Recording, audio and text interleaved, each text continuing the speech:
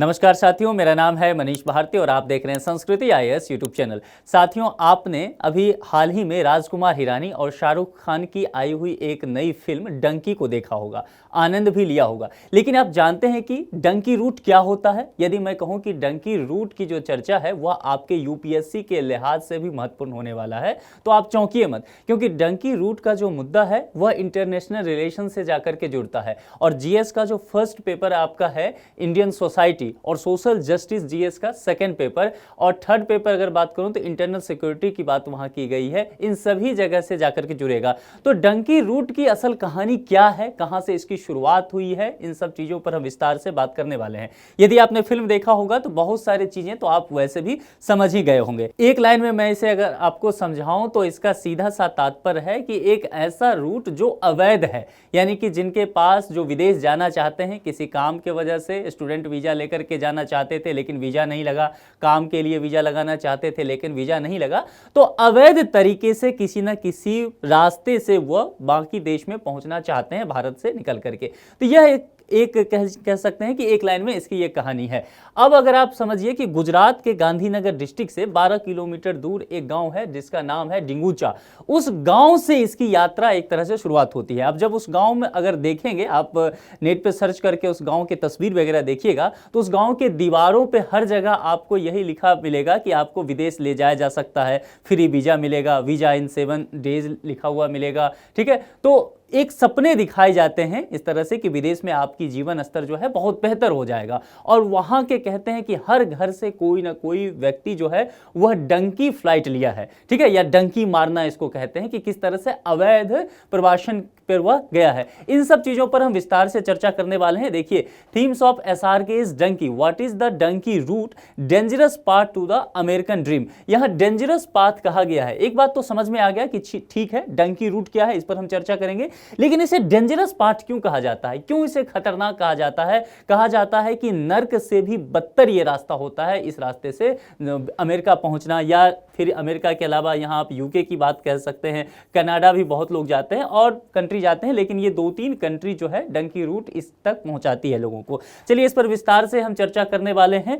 यह जो पूरा मुद्दा है वह आप्रवासन से ही संबंधित है। किस तरह से देख रहे हैं, रेत में लोग जा रहे हैं और एक ड्रीम लेकर के ये फिल्म में ये 4-5 मित्र होते हैं और इनका एक सपना होता है कि ये भारत में इनको सही रोजगार नहीं मिल रहा होता है, तो रोजगार की तलाश में यह किसी भी तरह से लंदन पहुंचना चाहते हैं। तो लगातार ये इंग्लिश स्पीकिंग कोर्स सीखते हैं या वीजा के लिए अप्लाई करते हैं, लेकिन इनका वीजा अप्रूवल नहीं हो पाता है क्योंकि ये स्किल्ड नहीं होते हैं। तो इस वजह से फिर इन्हें जाना ही होता है, लेकिन इनकी आर्थिक स्थिति बहुत अच्छी नहीं होती है, तो ये डंकी रूट मारते हैं। ठीक है, और डंकी रूट क्यों खतरनाक है, क्या है, उस पर चर्चा करेंगे। फिलहाल देखिए, तस्वीर देख रहे हैं तो ये कहीं जो है यह ईरान के जो रेगिस्तान वाला हिस्सा है उससे होकर के ये लोग गुजर रहे हैं। ये 5 दोस्त होते हैं। ठीक है, तो इसकी ही पूरी कहानी बताई गई है। यह जो है कह सकते हैं कि सत्य घटनाओं से आधारित चीजें हैं। अभी मैं विस्तार से आपसे चर्चा करूंगा तो धीरे धीरे आप इसे समझ पाएंगे। देखिए, डंकी क्या है? डंकी शब्द जैसा आप जानते हैं गधा, तो गधे की यात्रा की इसको बताई जाती है कि एक खतरनाक यात्रा भी होता है, अवैध प्रवासन इसमें देखा जाता है। एक देश से दूसरे देश तक पहुंचने की इसमें कोशिश की जाती है। भारतीय नागरिकों का वैसे तो एशिया से सबसे ज्यादा डंकी मारा जाता है, और एशिया में भी भारतीय नागरिक का देखा गया है कि वो सबसे ज्यादा डंकी मारते हैं। इसके अलावा भारत के जो अगर देखेंगे आप तो भारत के जो पड़ोसी देश हैं, जैसे कि पाकिस्तान हो गया, बांग्लादेश हो गया, श्रीलंका हो गया, म्यांमार हो गया, नेपाल हो गया, इन सभी देश से भी डंकी फ्लाइट लिया जाता है, यानी कि अवैध प्रवासन यहां से भी काफी हद तक होता है। इसमें वीजा, जैसा मैंने कहा, वीजा नहीं मिल पाता है, टिकट नहीं मिल पाता है, तो इस वजह से इस तरह के रास्ते लोग चुनते हैं। अमेरिकी सीमा शुल्क और सीमा सुरक्षा विभाग के द्वारा यह कहना है कि अक्टूबर 2022 से सितंबर 2023 के बीच तक का आंकड़ा 96,917 भारतीयों को अवैध रूप से अमेरिका में सीमा पार करते हुए पकड़ा गया। अब जरा सोच लीजिए, ये 1 साल के आंकड़ा है और 1 साल में ये 96,917 मामला है, तकरीबन 97,000 मामला। यहां शब्द पे ध्यान दीजिए, अवैध रूप से प्रवेश करते हुए और दूसरा सीमा पार करते हुए पकड़ा गया। बहुत सारे ऐसे लोग होते हैं जो यहां पकड़ में ही नहीं आए, तो उनका आंकड़ा यहां नहीं जुड़ा हुआ। उन्होंने डंकी रूट लिया लेकिन वो सफल हो गए किसी तरह से। अगर कनाडा सीमा की बात करें तो तकरीबन जो है 30,000 लोगों की बात की गई है। मैक्सिको सीमा की बात करें तो 41,770 ऐसे पकड़े गए हैं लोग, और अधिकतर लोग इसमें कहां से आते हैं? गुजरात से। और उसके बाद पंजाब से। हाल के दिनों में देखा गया है, पिछले साल का डेटा देखा गया है कि हरियाणा से भी बहुत सारे लोग जो है इस तरह से डंकी रूट ले रहे हैं। इसकी वजह क्या है? हरियाणा में अगर आप देखेंगे तो बेरोजगारी दर जो है वह काफी बढ़ गया है। इस वजह से यहाँ के हरियाणा के जो युवा हैं वह गुजरात और पंजाब के युवा से काफी प्रभावित हुए हैं इस चीज को लेकर के। प्यू रिसर्च सेंटर का कहना है कि अमेरिका में तकरीबन जो है 7,25,000 से अधिक भारतीय अवैध रूप से रह रहे हैं। यह सिर्फ भारतीयों का आंकड़ा है, ध्यान रखिए। इसके अलावा बाकी जो भारत के पड़ोसी देश हैं उनको ऐड कर दिया जाए तो एशिया से आंकड़ा बहुत ज्यादा बढ़ जाएगा। दूसरी बात एक बात समझ लीजिए, यह अवैध रूप से जो कहा गया है यह अमेरिकी सरकार का प्यू रिसर्च सेंटर के द्वारा हवाला दिया गया है, लेकिन बहुत सारे लोग हैं जो पुलिस के रिकॉर्ड में हैं ही नहीं, या जो प्यू रिसर्च सेंटर के पास जिनका आंकड़ा है ही नहीं। इसीलिए यह आंकड़ा जो है आपको यहां दिख रहा होगा 7,25,000, इससे बहुत ज्यादा भी बढ़ सकता है। ठीक है, आगे बढ़ते हैं और देखते हैं कि अब जरा सा चर्चा हम करते हैं कि डंकी रूट पे, जैसा मैंने चर्चा किया था पहले कि इस रूट को समझना है। दो बातें इसको पहले सबसे समझ लीजिए कि इंडिया में है लोग अब यहां पर वीजा लगाना चाहते हैं, वीजा नहीं लगा, विदेश जाना ही है रोजगार के तलाश में या किसी भी वजह से, तो फिर वो डंकी फ्लाइट लेंगे, यानी कि डंकी रूट लेते हैं और उसके बाद ये जाना चाहते हैं कहां? यूएसए हो गया, यूके हो गया, या फिर कनाडा हो गया, है ना, या फिर अन्य यूरोपीय कंट्री भी जाना चाह सकते हैं। ठीक है, तो ये एक मसला हो गया। अब मैप के थ्रू हम जरा समझते हैं कि ये रूट कैसे कैसे जाता है। देखिए, यूएसए के लिए अलग हो सकता है, लंदन जाना हो, यूके तो अलग हो सकता है, कनाडा के लिए अलग रूट हो सकता है। देखिए, यहां पर कई रूट का इस्तेमाल किया जाता है। ये सारा कारोबार जो होता है वो एजेंट के माध्यम से होता है। एजेंट जो है भारी भरकम पैसा भी लेता है, तकरीबन जो है 15 लाख से लेकर के 60 लाख रुपया तक ले लेता है। और इसके लिए देखा गया है कि आप देखेंगे पंजाब में, हरियाणा में, गुजरात में लोग अपनी पूरी जमीन जायदाद, ज्वेलरी तक बेच देते हैं और उसके बाद जो है इतना रुपये का इंतजाम करते हैं, कर्ज लेते हैं और फिर डंकी रूट जाते हैं एजेंट को ये पैसा दे करके। तो इसका मुख्य सेंटर अगर हम दिल्ली देख लें, भारत मतलब दिल्ली मतलब भारत को दर्शाया गया है मैप पे, तो यहां अगर देखेंगे तो पंजाब इसका एक हॉट स्पॉट आता है, गुजरात जैसा मैंने पहले ही कहा था, हरियाणा भी आप ऐड कर सकते हैं, मुंबई ऐड कर सकते हैं, केरल से काफी देखा जाता है इस तरह के मामला। तो लोग यहां से पहुंचते हैं और अगर यूएसए जाना है तो यूएसए जाने के कई रूट होते हैं। यूएसए जाने का ये जो लैटिन अमेरिका का हिस्सा है, लैटिन अमेरिका में सबसे पहले ब्राजील पहुंच जाते हैं लोग। ठीक है, ब्राजील तक पहुंचना आसान माना जाता है। ठीक है, यहां तक आप टूरिस्ट वीजा लेकर के पहुंच जाते हैं ब्राजील, और ब्राजील के बाद इक्वाडोर का नंबर आता है। यहां से फिर ये पनामा होते हुए, मैक्सिको होते हुए यहां जो है दीवार है। ट्रंप शासन जब हुआ था, ट्रंप जब राष्ट्रपति बने थे तो उन्होंने क्या किया था, मैक्सिको और यूएसए के बॉर्डर पे दीवार खड़ी करवा दिया था। अभी मैं दिखाऊंगा फोटो, तकरीबन 30 फीट ऊंची दीवार है, तो उसको फिर फांद करके ये यूनाइटेड स्टेट तक पहुंचते हैं। या दूसरा एक तरीका होता है कि ये यहां से कनाडा पहले पहुंच जाते हैं और कनाडा से ये बर्फ के रास्ते से फिर पैदल चल करके यूएसए पहुंचते हैं और काफी वक्त लगता है। कई बार ऐसा होता है कुछ लोगों को कि ये पूरी यात्रा 2-2 साल का हो जाता है। बहुत सारे लोग तो घर से चलते हैं और फिर कहीं पहुंचते ही नहीं, रिकॉर्ड में नाम ही नहीं होता है। कई बार जो है लोग यहाँ समुद्र के रास्ते से जा रहे होते हैं, वहीं जहाज डूब जाता है या सुरक्षा बल के द्वारा गोली मार दिया जाता है, या जब जंगलों से गुजर रहे होते हो तो हमलावर उनका अपहरण कर लेते हैं, उनको किसी तरह से मार दिया जाता है। ठीक है, तस्करी के वो शिकार हो जाते हैं। या फिर मौसम जो प्रतिकूल मौसम होता है, ठंड काफी हो जाता है, बर्फबारी होता है, समुद्र के रास्ते जा रहे होते हो तो नाव वहां डूब जाता है, जंगल में जहरीले सांप या जंगली जीव के शिकार बन जाते हैं, दलदलों में फंस जाते हैं। बहुत कठिन यात्रा ये होता है, कंटेनर से होकर के उन्हें गुजरना पड़ता है।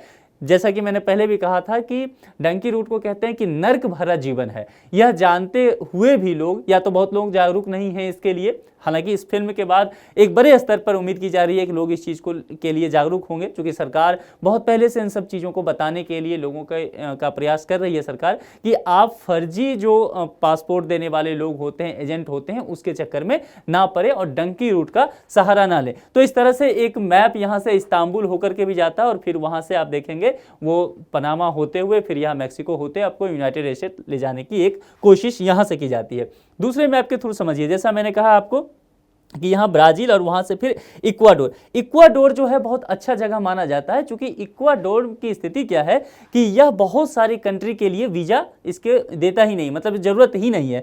दुनिया के तकरीबन 180 कंट्री ऐसे हैं जो 180 कंट्री के लोग इक्वाडोर बिना वीज़ा के पहुँच जाते हैं। तो यहाँ तक पहुँचना बहुत आसान होता है। लैटिन अमेरिका जो कह सकते हैं आप हॉट स्पॉट है, कहीं के भी लोग आते हैं वो पहले लैटिन अमेरिका पहुँचते हैं, ब्राज़ील तक वो टूरिस्ट वीज़ा लिया, वहाँ से इक्वाडोर पहुंच गया या डायरेक्ट इक्वाडोर पहुंच गया, और यहां से देखिए, यहां से यात्रा बड़ी मुश्किल हो जाती है। यहां से जो कोलंबिया पहुंचते हैं तो ये जो है डेरियन गैप, यहाँ एक जंगल पड़ता है, क्योंकि यहाँ से इनको पनामा तक पहुँचना होता है और फिर कोस्टा रिका से होते हुए यहाँ पार करते हुए वो मैक्सिको जाते हैं, वहाँ से यूनाइटेड स्टेट। तो ये जो डेरियन गैप है यह अपने आप में काफ़ी कह सकते हैं कि दुर्लभ जगह है। यहाँ बहुत बड़ा जंगल है, दलदल है और जहरीले जीव जंतु यहाँ पर हैं, तो बहुत सारे लोग यहीं उनकी मृत्यु हो जाती है और उनके घर वालों तक को पता भी नहीं चलता है। वो लंबे समय तक ये सोचते रहते हैं कि मिसिंग है, ठीक है, उनके परिजनों तक को उनका शरीर भी नहीं मिलता दाह संस्कार के लिए। तो यह एरिया काफी जो है मुश्किल भरा माना जाता है।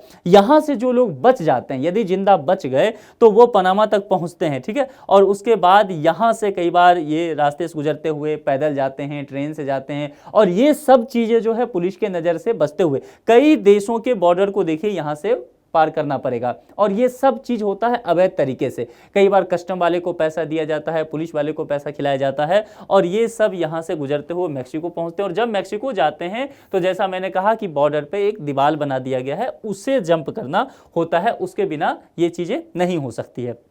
अब चलिए, एक चीज तो मैंने आपको बताया कि यूएसए कनाडा जाना है तो उसकी स्थिति, लेकिन बहुत सारे लोग जो हैं वह यूरोप जाना चाहते हैं, और यूरोप में भी खास करके वह ब्रिटेन जाना चाहते हैं। जैसा कि इस फिल्म में भी, डंकी मूवी जो है इसमें भी यही दिखाया गया है कि वो तीनों चारों दोस्त जो होते हैं वह जो लंदन जाना चाहते हैं। तो उसके लिए क्या रास्ता है? देखिए, उसके लिए एक रास्ता है कि आप इंडिया से चलते हैं पंजाब से, तो पाकिस्तान सबसे पहले वो मूव कराएंगे, ठीक है, या फिर एक रूट हो सकता है कि अरब सागर से लेकर के निकल जाए। लेकिन एक बढ़िया रूट ये माना जाता है डंकी वालों करने वालों के लिए कि वो पाकिस्तान पहले पहुंचते हैं, पाकिस्तान से अफगानिस्तान पहुंचते हैं।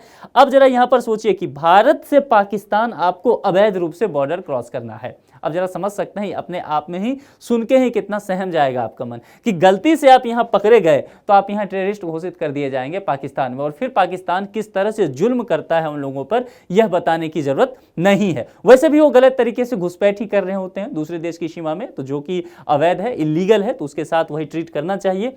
तो यहां पर यह पाकिस्तान के बॉर्डर पहुंचता है, पाकिस्तान में बसते हुए, कई बार पानी के अंदर से जाते हुए, और फिर यहां से ये अफगानिस्तान में पहुंचता है। और अफगानिस्तान में अभी तालिबान की सरकार है, तो यहां रेगिस्तान बहुत बड़ा मिलता है। इन सभी को पार करते हुए यह ईरान बॉर्डर पर पहुंचता है। ईरान बॉर्डर पर यह किसी तरह से कस्टम वाले को पैसा खिला करके ईरान पास करता है, और ईरान से होते हुए लंबी यात्रा इन्हें करने पड़ती है। कई बार 2-2 दिन तक पैदल चलना पड़ता है, और यहां पर रेगिस्तान का में टेम्परेचर बहुत अधिक होता है। उन सब चीजों से गुजरना पड़ता है। पीने के लिए पानी नहीं होता है, 3-4-5 दिन तक भूखे रहना पड़ता है। समय की पाबंदी तो छोड़ दीजिए, कई बार बहुत ज्यादा वक्त लग जाता है। ये सब करते हुए इनको तुर्की बॉर्डर पे जाना होता है, और तुर्की से ये फिर आगे निकलते हैं। तुर्की वाले को, पुलिस वाले को नज़र से बचते हुए या पैसा खिलाते हुए इन्हें आगे निकलना होता है, और ये फिर यहाँ से जर्मनी निकलेंगे, फ्रांस निकलेंगे, या फिर यहाँ से ये ब्रिटेन तक का यात्रा करते हैं। तो यह अपने आप में ही देख लीजिए कितना कठिन इनका रास्ता होता है। काफ़ी पैसा खर्च होता है,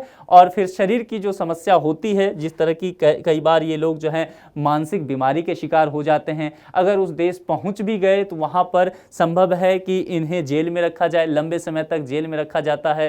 फिर जो इमिग्रेशन कोर्ट होता है वहाँ लाया जाता है जज के सामने। जब इन्हें पकड़ा जाता है कि नहीं ये गलत तरीके से आए थे, तो वापस उस देश में भेज दिया जाता है, और फिर बैन भी कर दिया जाता है कि फिर कभी नहीं उस कंट्री में वो जा सकते हैं लीगल तरीके से भी। तो बहुत सारी परेशानियों से गुजरना पड़ता है। अब ये संचालन कैसे होता है? जैसा मैंने पहले भी कहा था कि ये इतना कठिन रूट है, और इसका संचालन जो होता है फर्जी एजेंटों के द्वारा होता है। ये फर्जी एजेंट जो है सुनहरे सपने दिखाते हैं लोगों को कि आप उस कंट्री में जाएंगे तो आपका जीवन स्तर अचानक से बदल जाएगा, आप काफी रईस हो जाएंगे। कुछ तस्वीरें दिखाते हैं कि फलाना व्यक्ति गया था, मैंने ही भेजा था, देखिए उसकी तस्वीर कैसे हो गई है, उसकी जिंदगी कितनी बदली है। दूसरा, एक सामाजिक दबाव भी होता है कि कुछ गांव के लोग चले गए, तब बाकी लोगों का भी होता है कि मैं भी किसी तरह से वहां पहुंचूं, एक पारिवारिक दबाव भी होता है।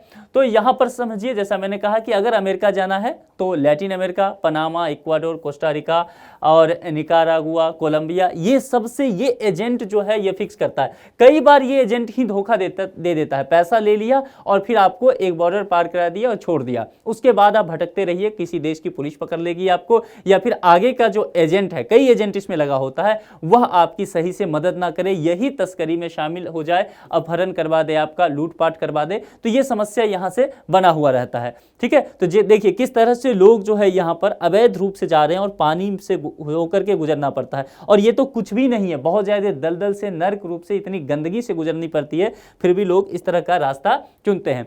अब एक बात हमारे जहन में आना चाहिए कि जब मैं बार बार कह रहा हूं कि ये नर्क से भी बदतर है, बहुत खतरनाक है, मुश्किल से बच गए तब आप जाकर के डंकी रूट के माध्यम से किसी देश में पहुंच पाएंगे, और वहां पहुंच गए उसके बाद भी बहुत तरह की समस्याएं हैं, जीवन इतना सुलभ नहीं है। लेकिन ये सब चीजें जो है लोग करते क्यों हैं, इसके पीछे वजह क्या है, क्या कारण हो सकता है? देखिए, सबसे पहली चीज तो यह है कि जो भी विकासशील देश हैं या अल्प विकसित देश हैं, वहां के नागरिकों के द्वारा यह कदम उठाया जाता है। जनरली ये देखा जाता है वह जो है अच्छे जीवन स्तर की तलाश में, रोजगार की तलाश में हो सकता है, शिक्षा की तलाश में हो सकता है, वह दूसरे देशों तक पहुंचना चाहते हैं ताकि उनका जीवन यापन जो है वह बेहतर हो सके। भारत के लिए अगर देखेंगे, जैसा मैंने कहा कि भारत में सबसे ज्यादा जो है आप्रवासन होता है, ठीक है, तो भारत की स्थिति देखेंगे तो एक कृषि भी इसके लिए जिम्मेदार होता है। पंजाब वाला एरिया अगर आप देखेंगे तो वह पूरी तरह से कृषि प्रधान राज्य है, हरियाणा, पंजाब, ये सब, तो वहां पर होता है कि भारत की कृषि मानसून पर आधारित है। कृषि बहुत खराब हो गई तो फिर वहां पर पैदावार अच्छा नहीं होगा, तो लोग जो है उनकी माली हालत बहुत खराब हो जाती है। तो लोगों को लगता है कि किसी तरह से एक बार डंकी मार लिए, अगर सही से वीजा नहीं मिला तो जीवन यापन जो है बेहतर हो जाएगा, ठीक है। निश्चित तौर पर एक होता है कि अधिक वेतन वहां मिल जाएगा भारत के मुकाबले अगर देखें तो। इन सब चीजों के लिए लोग जो है पहुंचते रहते हैं, डंकी मारते रहते हैं। एक और बड़ी वजह है, और वह वजह है असाइलम का वजह। असाइलम मतलब क्या हुआ कि आप यह घोषित कीजिए वहां, एक तो आप डंकी रूट मारिए, ठीक है, किसी तरह से आप यूएसए पहुंच जाइए, आप लंदन पहुंच जाइए, कनाडा पहुंचिए, कैसे भी वहां पहुंच जाइए, और वहां आप उस देश के पुलिस के से यह कहिए कि आप अपने देश में सताए हुए हैं, आप पर जुर्म किया गया है, यातनाएं की गई है, और आप शरणार्थी के रूप में यहां रहना चाहते हैं, आपको संरक्षण चाहिए इस देश से। अब असाइलम कई तरीके से हो सकता है, जैसे कि मान लीजिए पॉलिटिकल हो सकता है। आप ये कह सकते हैं कि मेरे देश में जो सरकार है उस सरकार के विचार जो हैं मेरे विचार से मेल नहीं खाते, मैं उससे अलग विचार रखता हूं, मेरी सरकार जो है तानाशाही कर रही है, मैं मुखर हूं उसके खिलाफ, इसीलिए सरकार जो है हमें दबा रही है, हमारे कुछ साथियों की हत्या कर दी गई है, मेरी भी हत्या की जा सकती है, इसीलिए मैं मजबूरन यहां आने को मजबूर हुआ, ये डंकी रूट मारने को मजबूर हुआ। तो वहां पर जो है इमिग्रेशन कोर्ट में ये सब जज के सामने कहना पड़ेगा, और जज यदि इस बात को मान लेते हैं तब वहां का असाइलम आपको मिल जाएगा। एक वजह और हो सकता है धार्मिक वजह। धार्मिक वजह की जब चर्चा करेंगे तो 1984 में सिख दंगा हुआ था भारत में, आपको ध्यान होगा, इंदिरा गांधी की हत्या की गई थी, उसके ठीक बाद सिख दंगा हो गया था। उस वक्त क्या हुआ था, जो ये यूएसए है, यूके है, कनाडा है, यहां पर बहुत सारे जो है पंजाबी जाने लगे थे, ठीक है, डंकी रूट मार करके, और यहां जाकर के ये यही कह रहे थे कि मुझे असाइलम चाहिए, ठीक है। तो यहां पर इन देशों का जो एक कह सकते हैं नियम कानून है कि ये असाइलम के लिए मना नहीं करते हैं, हालांकि ये जांच पड़ताल पूरी तरह से करते हैं, कई बार 2-2 साल तक लग जाता है। तो ये अपने यहाँ आपको एक तरह से समझ लीजिए एक सेंटर में रखेंगे जो जेल जैसा होगा, और आपका केस चलेगा, आपकी जांच पड़ताल पूरी की जाएगी, ठीक है, अगर सही लगा तो आपको वो वहां रहने दे देंगे। तो यहां पर उस वक्त सिख दंगा भारत में हुआ था, ये बात जगजाहिर था, और लोग यहां पहुंचने लगे असाइलम कहकर, तो ये लोग जो है जगह देने लगे। इसमें एक वजह और भी है, जैसा मैंने कहा ये इंटरनेशनल रिलेशन से जाकर के जुड़ता है। कई बार क्या होता है कि ये जो विकसित देश हैं, भारत का एक तरह से कह सकते हैं कि आप बदनामी भी कई बार कर देते हैं, चाहते हैं कि असाइलम है तो भाई आप तरक्की तो कर रहे हैं, आपकी इकोनॉमी तो बढ़ रही है भारत की, लेकिन आप अपने नागरिकों के साथ उचित व्यवहार नहीं कर रहे हैं, और देखिए आपके नागरिक भाग करके हमारे यहाँ आ रहे हैं। तो अंतर्राष्ट्रीय स्तर पर उस देश की इमेज को धूमिल करने का भी प्रयास किया जाता है, और भारत इससे लगातार पीड़ित रहा है। भारत जो है समकक्ष सरकार देश के सामने यह मुद्दा लंबे समय तक उठाता भी रहा है और लगातार ये करता भी रहा है भारत, लेकिन इस तरह की चीजें देखा जाता है। धार्मिक आधार पर भी लोग ले रहे हैं, भारत में मुस्लिमों की तादाद इसमें काफी अधिक है, वो भी असाइलम के तौर पर दूसरे देश में डंकी मार के जाते रहते हैं। कास्ट सिस्टम को लेकर के भी बात की जाती है भारत के संदर्भ में कहूं, जिसमें दलित समुदाय देखा गया है कि काफी ज्यादा इसमें डंकी मारते हैं। इथनिक क्राइसिस हो सकता है, इसके अलावा आप जैसे कि LGBTQA+ ग्रुप होता है, तो इनका यह कहना है, देखिए LGBTQA+, तो इस ग्रुप के लोगों का जो कहना है कि भारत में हमारे अधिकार व सुरक्षित नहीं है। और यूएसए में मुखर रूप से ये एलजीबीटीक्यू को समर्थन करता है, वहां समलैंगिक विवाह को भी मान्यता दी गई है, साथ रह सकते हैं, कानूनी अधिकार है। तो ये लोग जो है डंकी रूट मार के किसी तरह से पहुंच जाते हैं। अब देखिए, आपके मन में एक प्रश्न आना चाहिए, आपके मन में ये प्रश्न आना चाहिए कि जब ये लोग यूएसए हो गया, यूके हो गया, कनाडा हो गया, असाइलम दे रहे हैं, उसके तौर पर रहने दे रहे हैं, तो फिर ये सीधे सीधे वीजा क्यों नहीं दे देते? मामला तो सही है कि आप यहीं से अप्लाई करें कि मेरे देश में मुझ पर यातनाएं की जा रही है, इसीलिए आप मुझे वीजा दे दीजिए, ऐसा कह सकते हैं ना। लेकिन इनका कानून ये नहीं कहता है। यूएसए में कहता है कि यदि आपको असाइलम चाहिए तो आप यूएसए के जमीन पे होने चाहिए। जब तक आप अमेरिका में नहीं होंगे तब तक आप अप्लाई नहीं कर सकते इसके लिए। तो कैसे भी करके डंकी मार के, डंकी रूट के माध्यम से आपको यहां तक पहुंचना पड़ेगा। और यहां एक बार पहुंच जाते हैं ये लोग तो कई बार ये भागते नहीं वहां के पुलिस वालों से डर करके। यहां पर एक ये देखिए, यहां पर मैं एक दीवार दिखाता हूं। ये मैं मैक्सिको और यूएसए के बॉर्डर का दीवार है, ठीक है। ये तकरीबन 30 फीट ऊंचाई है इसका। अब किसी भी तरह से ये दीवार फान गए, पूरा रास्ता मैंने जो दिखाया था, पहुंचते इक्वाडोर से मैक्सिको गए, वहां से ये दीवार जंप करके इधर यूएसए आ गए। यहां आकर के ये भागते नहीं हैं, ये खुद ही सुरक्षा बल को समर्पित कर देते हैं खुद को कि आप मुझे अरेस्ट कर लो। अब क्यों अरेस्ट कर लो? जैसे ही अरेस्ट किया ये फिर क्या कहेंगे कि मुझे असाइलम चाहिए, मेरे यहाँ जो है मुझे प्रताड़ित किया जा रहा है पॉलिटिकल के वजह से, धर्म के आधार पे, जाति के आधार पे, सोशल ग्रुप हो सकता है एलजीबीटी का, ठीक है। तो वो खुद ही अरेस्ट करवा देते हैं और फिर वो लोग जो है एक सेंटर पे उसको लेकर के चले जाते हैं। वहां पर उनका केस चलता है, सही पाया जाता है तो वहां पर उन्हें असाइलम दे दिया जाता है, तो रहने की व्यवस्था उनकी हो जाती है। समझ में आया पूरा मामला? तो यहां पर जो है यह वजह जो है असाइलम वाला मामला बहुत ज्यादा ये देखा गया 1984 का जो सिख दंगा हुआ था उसके बाद भी। ये डंकी फिल्म जो है इसमें भी इसकी चर्चा की गई है। शाहरुख खान का जो कैरेक्टर करता है वह असाइलम के लिए तैयार नहीं होता है, जबकि कोर्ट के जज उसे कहते हैं कि आपके लिए एक ऑप्शन है, अगर आपको असाइलम चाहिए आप कहिए कि आपके देश ने आप पर जुर्म किया है, यदि आप ये बात कह देते हैं, स्वीकार कर लेते हैं तो हम आपको यहाँ रहने की व्यवस्था दे देंगे। लेकिन शाहरुख खान ने कहा कि भाई हम फौजी हैं और हमारे देश ने हम पे कोई जुर्म नहीं किया है, ठीक है हम रोजगार के लिए आए हैं, गरीबी है तो हमें आप इस तरह से आने दीजिए। लेकिन उन्हें ऐसा नहीं करने दिया जाता है, जबकि बाकी उसके फ्रेंड मांग लेते हैं असाइलम तो उसे रहने के लिए दे दिया जाता है, ठीक है। तो एक तरीका ये हो सकता है। अच्छा, ये जो है गरीबी के आधार पर बड़ा भेदभाव करने का तरीका माना जाता है, क्योंकि अमीर लोग के पास तो बहुत सारा तरीका है, वो वहां इन्वेस्टमेंट कर देते हैं, वहां पहुंच जाते हैं उस कंट्री। लेकिन इसे माना गया है कि ये गरीबी के आधार पर, जैसे मैंने कहा कि असाइलम आपको पॉलिटिकल बेस पे मिल जाएगा, धार्मिक आधार पर मिल जाएगा, उसके बाद कास्ट के आधार पर मिल जाएगा, सोशल ग्रुप के आधार पर मिल जाएगा।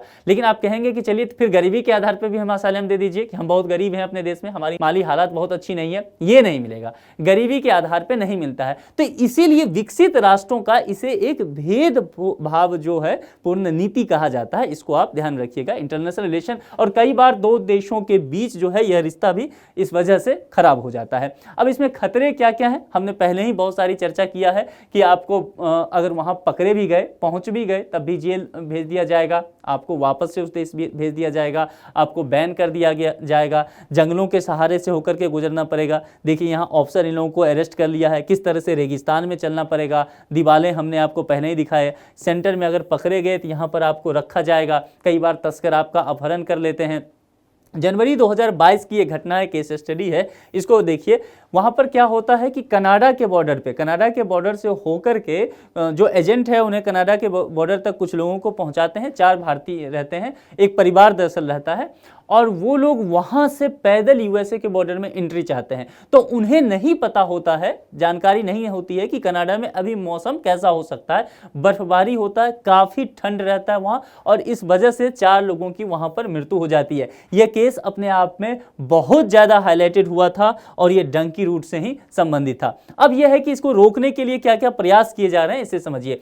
निश्चित तौर पर यदि आपको रोकना है तो यह एक देश का मसला नहीं है, हाँ भारत का मसला है, तो भारत को भी सबसे पहले जो ऐसे एजेंट होते हैं उस एजेंट पर कार्रवाई करने की जरूरत है, लोगों को जागरूक करने की जरूरत है कि आप सही से समझिए। ये 15 से आप तकरीबन 15 लाख से 7 लाख तक रुपया खर्च कर देते हैं, उससे बेहतर है कि यहीं भारत में उस पैसे को अगर आप इन्वेस्ट करेंगे तो आप कुछ अच्छा रोजगार प्राप्त कर सकते हैं। ठीक है, उसके बाद जो देखिए अमेरिकी सरकार ने, मैंने पहले कहा कि डोनाल्ड ट्रंप जो है शरणार्थियों से काफी परेशान रहते थे, काफी मुखर थे इस चीज को लेकर के, तो उन्होंने अपने चुनावी कैंपेन में भी कहा था कि यदि मैं राष्ट्रपति बनता हूं तो मैं मैक्सिको के बॉर्डर पे एक लंबी दीवार खिंचवा दूंगा, और उन्होंने ये किया भी। जो ये दीवार है उस समय का देखिए कितनी लंबी दीवार है, जहां जहां यूएसए और ये मैक्सिको का बॉर्डर है पूरा एक दीवार उन्होंने करवा दिया, तकरीबन 30 फीट का ऊंचा है। तो यहां पर कई बार लोग इसी दीवार को जंप करते हुए मर जाते हैं। कई इंडियंस भी यहां पर आया है कि ये दीवार जंप कर रहे थे, हाथ छूटा, गिर गए और फिर वहां पर चोट लगने से उनकी मृत्यु हो जाती है। अवैध यात्रा के कारण सर्बिया ने 1 जनवरी 2023 से भारतीयों के लिए वीजा मुक्त जो सेवा देता था, वो यात्रा देता था, उसे बंद कर दिया उसने, परेशान होकर के। अब यहाँ पर जैसा मैंने कहा कि भारत सरकार को लोगों को जागरूक करना होगा और ऐसे एजेंट को गिरफ्तार करना होगा, नहीं तो फिर ये डंकी रूट जो है वह लगातार चलता रहेगा और इससे समस्याएं जो है वह बढ़ती ही रहेगी। और खास करके जब असाइलम मांगा जाता है तब भारत का इमेज जो है अंतर्राष्ट्रीय स्तर पर यह भी खराब होता है, इसीलिए इससे बचने की आवश्यकता है। अब इस पर एक संभावित प्रश्न है और प्रश्न जो है प्रीलिम्स के स्तर का है। देखिए, निम्नलिखित में से किस देश ने 1 जनवरी 2023 से भारतीयों के लिए वीजा मुक्त यात्रा बंद कर दी थी? 4 विकल्प है, पनामा, कोस्टा रिका, कोलंबिया और सर्बिया। इस 4 में से कोई एक ही विकल्प सही होगा। जो भी सही हो, आपको जो भी सही लगे आपके अनुसार, उसे आप कमेंट बॉक्स में जरूर लिखिए। देखिए, अंत में मैं यही कहूंगा कि जान है तो जहान है। ठीक है, तो आप इतने पैसा खर्च करके यदि कोई लोग जाते हैं, आपके आस पड़ोस में भी कोई हो, आपके रिलेटिव्स कोई हो, तो आप उन्हें रोकिए, समझाइए कि जाने का वैध तरीका है, इसी माध्यम से जाएं। नहीं तो अपने देश में रह करके ही अगर यहीं पर उतना पैसा खर्च करते हैं, यहीं करते हैं, तो अच्छा खासा कुछ ना कुछ रोजगार मिल जाएगा। और ये जो दर्दनाक, खतरनाक यात्रा है, नर्क से भी बदतर यात्रा है, उससे जरूर बचें। इस मुद्दे पर आपकी क्या राय है? आपने डंकी फिल्म देखा होगा, तो उस फिल्म को देखने के बाद आप क्या समझ पा रहे हैं इससे, आपको कैसा लगा, आपके क्या विचार हैं, हमें कमेंट बॉक्स में लिख करके उससे अवगत जरूर कराएं। इस लेक्चर में इतना ही रखते हैं, किसी दूसरे लेक्चर में किसी दूसरे मुद्दे के साथ आपसे मुलाकात होगी। अपना ख्याल रखिए। Thank you.